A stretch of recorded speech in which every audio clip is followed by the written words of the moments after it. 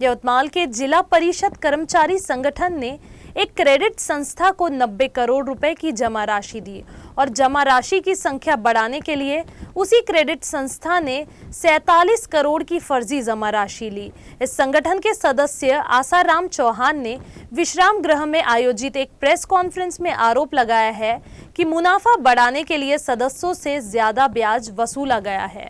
यवतमाळ जिल्हा परिषद कर्मचारी पतसंस्था रजिस्टर नंबर 109 यामध्ये सध्या कार्यरत जो संचालक मंडळ आहे त्यांना जवळपास 2 वर्षाचा कालावधी पूर्ण झालेला आहे।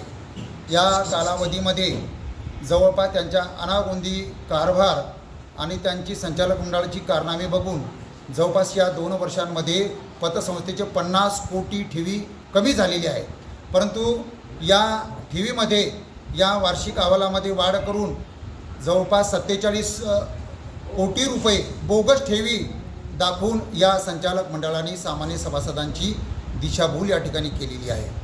त्याचप्रमाणे जवळपास 500 ते 600 सामान्य सभासदांच्या कर्जावर 2% अधिक व्याज आकारणी करून जवळपास 2 ते 3 कोटी रुपयांचं आर्थिक शोषण या सामान्य सभासदांचं या संचालक मंडळाने या ठिकाणी केलेलं आहे। पतसंस्थेमध्ये लाखो रुपयांचे उलाढाल करून एक पतसंस्था डबघाईस नेण्याचं काम या संचालक मंडळाने केलेलं आहे।